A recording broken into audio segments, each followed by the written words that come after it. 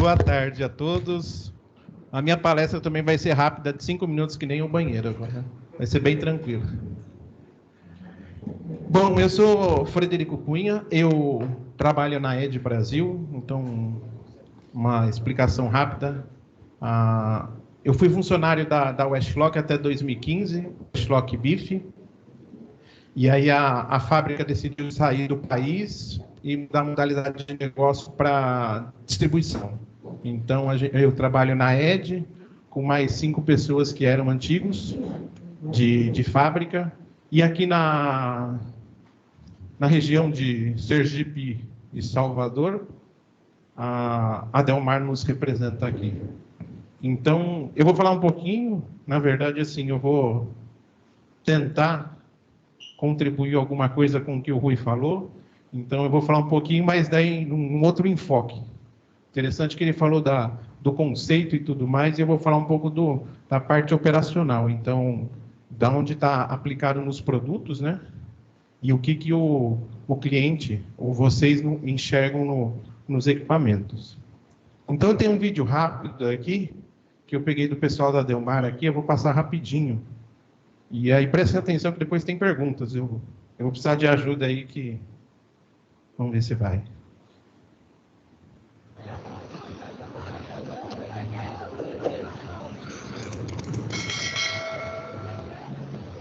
Esse é o Lucas Santago.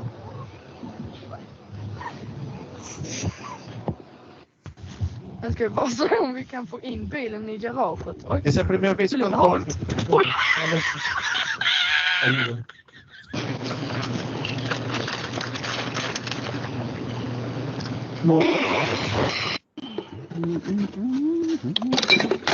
Esse é um pecado, não pode, né?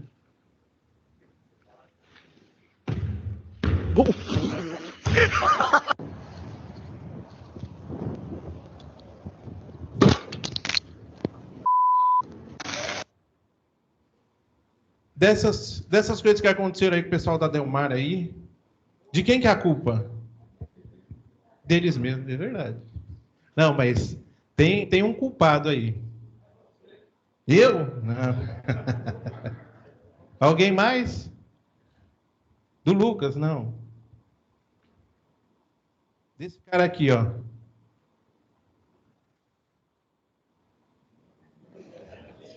Certo? O que hoje mesmo foi engraçado. Eu sempre, quando eu faço essa palestra aqui, me costumam sempre deixar para depois do almoço. E aí, na hora do almoço, o que tem? Quem gosta de macarrão? Macarrão com molho à bolonhesa. Isso aí nunca se faça, porque vai cair na camiseta e vai ser a tal da Lady Murphy. Então, você vai chegar todo sujo. Certo? Mas é um pouco para dar introdução, realmente, assim, quem conhece a Lady Murphy?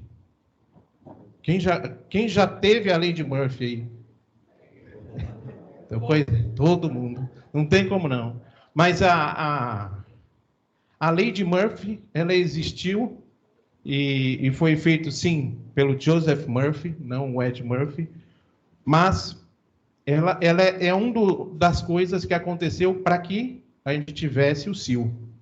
Então, o Rui perguntou se tinha pessoal de manutenção e tudo mais. E eu pergunto para vocês, já quebrou algum produto numa terça ou quarta-feira? Sexta-feira à tarde, final do dia, final de semana. O produto só quebra nisso. É desse jeito. Então, assim, a lei dele diz, né, que temos que incluir funções adicionais, então, que o Rui falou muito bem sobre o SIS, né, para que a gente possa mitigar os problemas. Então, devemos diminuir a probabilidade de falha sobre demanda, que é o conhecido PFD. Então, e para quê? Aí pensando, o Ari quase me arrebentou. Na verdade, o Ari, o Ruben, todo mundo quase me arrebentou aqui, mas para que você gasta mais dinheiro agora, como bem o Eric falou, os produtos já não têm um preço adicional para ser SIL, né?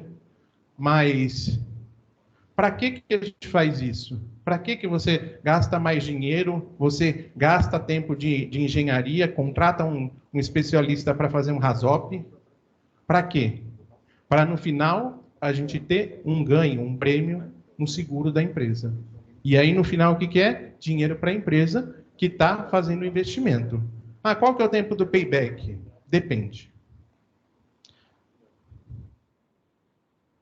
Então aqui o gráfico, o cebola, né? Então aqui a gente tem, como o Rui mostrou também, o processo, né?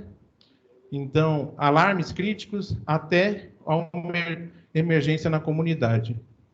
Então, esse de como que você vai separando o processo industrial. Como que a gente faz isso, né? Então, eu vou passar rapidamente, porque o Rui já falou sobre CIS, né? Então, a gente faz o RASOP, né? Então, a gente faz o RASOP, análise executiva, porque depois de tudo isso, aí diz lá, olha, você vai precisar de um produto, uma malha de segurança SIL 3. E aí vai chegar, o custo é esse. Aí quem que vai decidir? É a decisão corporativa que vai dizer, não, eu não tenho como investir esse dinheiro todo, vamos abaixar o nível SIL para SIL 2 e assim vai. Então, tem essa decisão também. Quem já comprou o produto SIL?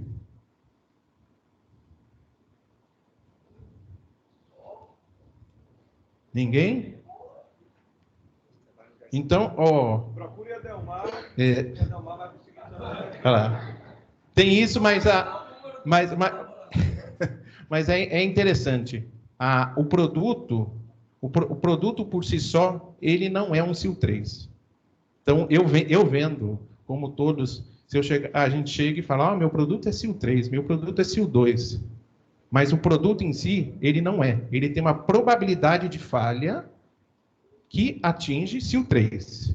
Mas a malha que define. Então, a malha completa que vai definir o SIL. Então, eu posso comprar aqui do SIL, né? Então, SIL 1, SIL 2, SIL 3 e SIL 4. As probabilidades de falhas estão aqui. Então, SIL 4, como o Rui comentou, a parte nuclear que utiliza muito. Normalmente, se pede em planta SIL 3. Então, aqui um pouquinho, aí a probabilidade de falha e o risco, o fator de risco aqui. Então, aí como que é aqui parece que eu roubei a apresentação do Rui, mas não. Porque ele mostrou também aqui, ó, um BPCA, da mesma forma, e aqui eu coloco, aí sim, com os produtos que a gente tem, que a gente pode ofertar também. Então, eles estão lá no Capaz SIL 3. Então, tem isso. Então, é interessante aqui, e eu acho que no próximo slide, aonde que a gente pensa primeiro? Deixa eu só falar sobre isso daqui, e no próximo eu falo. Como que a gente define? O SIL, ele vai desde lucro cessante, né, até morte de pessoas. Então, o que você vai atender como grau de risco? E aqui um pouquinho de todas as normas. Então, a gente usa a PNT agora IEC, né? Mas tem a ANSI, tem a TUV, né? E para todos os mercados eles utilizam um tipo de norma, mas, em suma, você vê que até a ANSI ela fala até SIL 3, a IEC até SIL 4 e assim vai.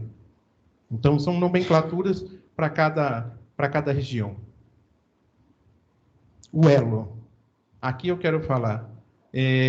O que acontece? A gente tem um transmissor de nível, de pressão e tudo mais. Aí, vou comprar um 100%. Aquele SIL 3 com probabilidade de falha ótima. Lá, a hora que você está fazendo o projeto básico. Logic Solver, o sistema de controle. Todo mundo sabe, não, eu vou comprar um tripla redundância, 4 redundâncias.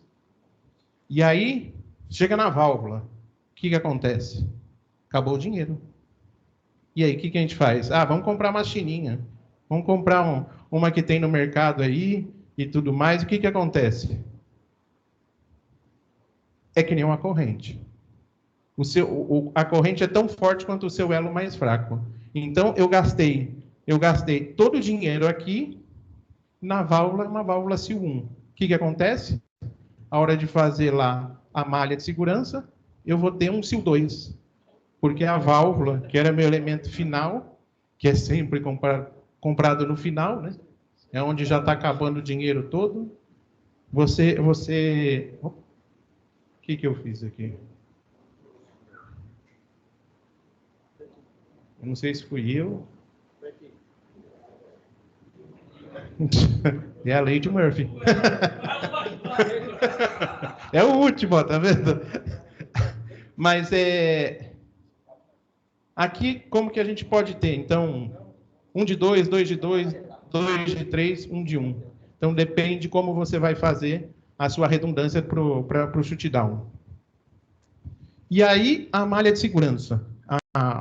O Rui bem falou, e todos sabem, que quando você vai lá fazer uma manutenção, a manutenção, as campanhas de manutenção têm sido cada dia mais recorrente. Então, a cada 2, 3 meses, você faz uma parada aí de 30 dias para arrumar a planta, certo? Não. Cada dia 6 a 7 anos ou mais aí. Então, assim, aí o que você precisa ter? Produtos confiáveis. Então, para isso, o que você tem que fazer? Você faz as redundâncias ou coloca equipamentos para que você não tenha que fazer a manutenção, né? Ou você veja para fazer uma preditiva ao invés de fazer uma preventiva. Então, aqui eu mostro um pouquinho sobre de como que pode ser feito o equipamento. E aqui a gente põe, né? A gente tem que ter um SD com uma válvula e não oferece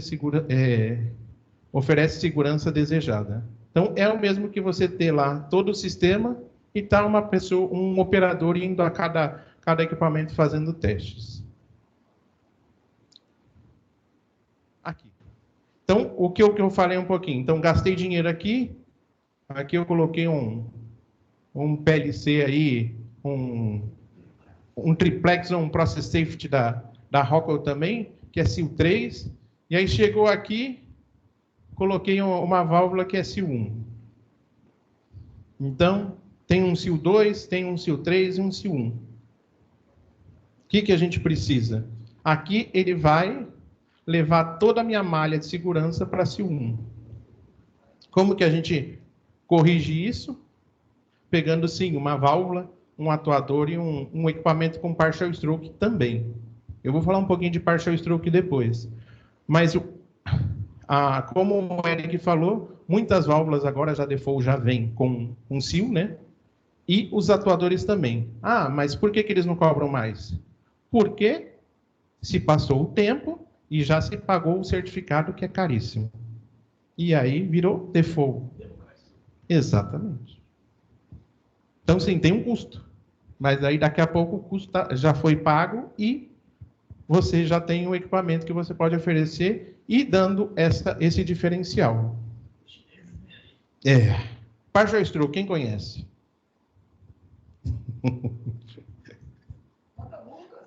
Lucas. O Lucas está lá. Partial stroke ele não conhece bem. Eu tinha um antigo diretor que falava que o partial stroke nada mais, nada menos que um totozinho na válvula. Então, ele tira a válvula da inércia. Um totozinho, para que ela saia da inércia. Por quê? O que acontece? O partial stroke vem com a lei de Murphy. Então, as válvulas de segurança, o que elas ficam? Muito tempo na mesma posição, sendo aberta ou fechada. E aí, como eu mostrei nos vídeos lá, na hora que você precisa que ela atue, que você tem uma emergência, a válvula está travada. Incrustou. Isso aí. Aí você faz uma parada e limpa. Ou você faz o partial stroke, o que ele é? Ele faz um movimento parcial na válvula, certo? Só que aí provavelmente tem pessoas de automação aqui e vão dizer, você vai mexer no fluxo do processo, né? O que vai acontecer? Vai ter um desbalanço e levar a válvula para shutdown, certo? Por quê? Não. Fala aqui, que senão o pessoal não ouve. Aí, pessoal, eu sou o provocador aqui do meu gordinho favorito aí. Não, você tem como prever o que você vai fazer e ter o risco calculado da sua operação, né? Você não vai abrir essa válvula toda. Você vai causar só um distúrbio no processo e usar Ziegler-Nichols para controlar. Quase isso. Se você mexe 10% numa válvula esfera, você sabe que você está mexendo na válvula? Você está mexendo na banda morta da válvula. Então, esses 10% que você vai modular na válvula, você não está comprometendo o fluxo do processo. Você não comprometendo o fluxo do processo, você não vai levar sua planta para shutdown. E aí, o que acontece? Você fez lá os 10% abrindo ou fechando, tanto faz, e aí aqui é a operação do partial stroke, e aí você colhe as informações pelo gerenciador de ativos. Então, lá no sistema de segurança, você vai ver o que está acontecendo. Então, pode ser que você está fazendo o partial stroke a cada um mês. Você faz cada um mês e você está coletando as informações. O partial stroke começou quando a válvula nova, ele fazia em 2 segundos. Depois de 5, 6 anos, ele está demorando 2,1 segundos. Aí, pelos gráficos, você analisa e vê aonde que você está tendo incrustação. Pode ser que essa incrustação não seja algo que você precise fazer uma manutenção na válvula. Então, você deixa para a próxima campanha. Ou, se for o contrário, você pode fazer uma preditiva para que você faça uma parada, porque essa válvula, se necessário utilizar, ela vai estar travada, você faz a manutenção nela e deixa ela íntegra para trabalhar novamente. Então, muitas vezes, porque eu acho que todos devem saber, mas você fazer uma parada numa malha de segurança é um custo alto. Então, muitas vezes você não precisa fazer o full stroke, como o Rui falou, você só faz esse partial stroke. O conjunto tá ok, então seguimos. Você não precisa fazer essa parada. Então, como que a gente determina, né? Então, esse cálculo aqui, o que é o PFD, o que é a cobertura do diagnóstico e tudo mais, qual que é o tempo médio e o intervalo de testes. Esse é importante. Você pode fazer o teste todo dia. Você pode fazer o teste todo dia. O que vai acontecer? Você vai ter uma confiabilidade que a sua válvula ela vai funcionar quando ela precise. O interessante, no nosso caso, a gente tem um partial stroke, onde ele faz o partial stroke na válvula, mas o elemento final, qual que é o elemento final? Um corpo solenoide, uma válvula solenoide, que faz esse movimento de desligamento e liga novamente a tensão da solenoide, que faz esse movimento. Esse movimento da válvula solenoide, você testa ela 100%, porque ela desliga e liga. Então, mas por que só 10%? E se parar no meio do curso? Lá nos 50% tem uma incrustação que você não viu. Como que faz? Alguém? Então, fiz os partial stroke, tá? Lá nos 10%. E aí eu garanti. Só que na hora de fechar, tinha uma incrustação grande nos 50% que eu não medi. Como que vai acontecer? Na verdade, o que acontece? Normalmente, as válvulas são de simplização. E aí você tem uma mola. Então, assim, aí você tem a força do ar com uma mola empurrando. Provavelmente, 92% de certeza de confiabilidade que você vai fechar a válvula. Então, é o que você tem isso aí. E aí, uma das coisas que gera muita dúvida, na verdade, mas eu posso fornecer um produto que é SIL 3, só que eu faço o teste a cada uma semana. eu posso tendenciar a ser um SIL 4. Claro, ele não vai ser certificado, mas eu vou ter a confiabilidade de toda semana saber que o equipamento está íntegro. Então, eu vou ter uma confiabilidade maior no equipamento. Então, aqui, ó, com partial stroke. E o que acontece? Da mesma forma, sem partial stroke, depois de um tempo, a confiabilidade, se você não testa, não faz paradas preventivas, você vai diminuir a sua probabilidade de falha. Por quê? Eu já consumi um tempo das falhas, né? Então, ele pode diminuir também. Então, aqui um pouquinho do que ele detecta, né? Então, aqui, ó, 2% não são detectáveis com partial stroke. Dúvidas, perguntas? Não.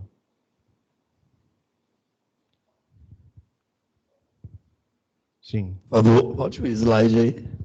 Por gentileza.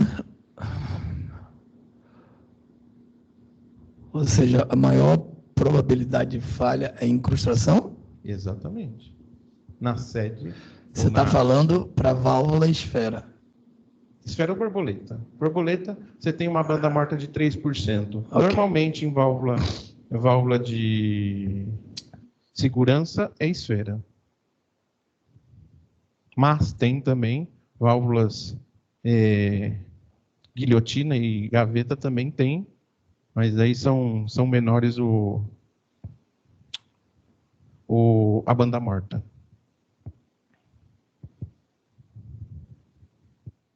E, finalizando aqui, por que o PST é importante? Para que a gente não tenha essas ocorrências que tiveram de poder ferir e matar pessoas. Dúvidas, perguntas? Falei muita besteira. É difícil no final assim, né? Com o Eric aqui, o Rui também ia ficar mais difícil.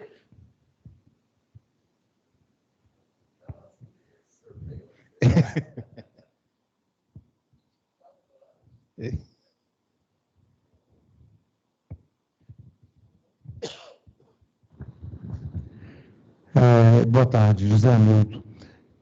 Qual é a consequência de uma válvula CIS no caso de incrustação? A gente sabe que o retorno é por mola, certo? E aí ela está travando e muitas vezes o instrumentista coloca pressão no lado da mola para ajudar a abrir e fechar. Qual é a consequência disso no caso de válvula CIS? A consequência é que você vai ter vazamento. Então, você vai precisar... Na verdade, assim, se o instrumentista está fazendo isso, é porque a gente já tem um problema aparente.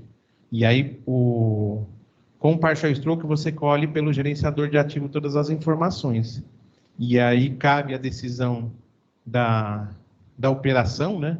Falar, olha, essa válvula eu tenho que fazer manutenção. Porque na hora que você precisar realmente, se ela está numa malha de segurança, num intertravamento, que você precisa que ela feche, você não tem a confiabilidade que a válvula vai fechar. Essa ação descaracteriza a malha CIS, no caso de a pressão ajudando a mola para fechar ou abrir? Sim. Sim, porque aí o que acontece? Isso aí falando de verificações de seguros e tudo mais, eu não sei certo o tempo que é feito, mas é feito, eu acredito, anual, uma avaliação da sua malha, para ver se realmente ela continua íntegra no CIS. Aí eles escolhem todas as informações para ver se o prêmio do seguro continua sendo esse, ou vai baixar, ou vai aumentar. Então, se você tem uma confiabilidade lá, você mostrar pelos gráficos e tudo mais para o auditor que os equipamentos estão sendo testados uma vez por mês, em todos os gráficos, e ele tá confiável, você pode ter um prêmio maior. Da mesma forma, se ele pegar lá que você tá utilizando mais ar para fechar a válvula, você vai diminuir o prêmio do seguro também. Pois não.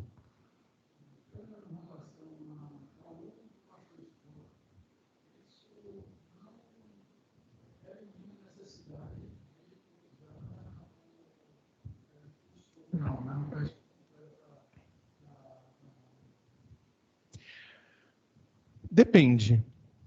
Na verdade, quando você for fazer uma manutenção geral que vai parar a planta toda, você vai fazer um full stroke. Mas, se você está fazendo o partial stroke e a sua válvula está íntegra, você não tem sentido de fazer um full stroke. Não tem sentido, aí você não precisa fazer. E aí, e isso não vai. E quando você fizer, aí falando de seguro, a análise ela vai estar baseada nos relatórios que vocês estão enviando.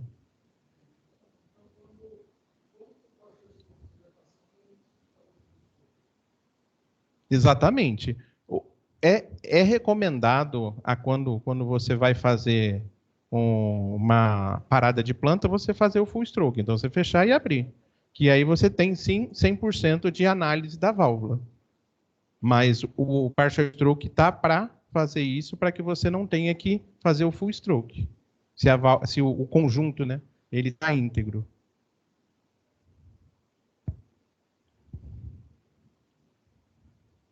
Mais alguém?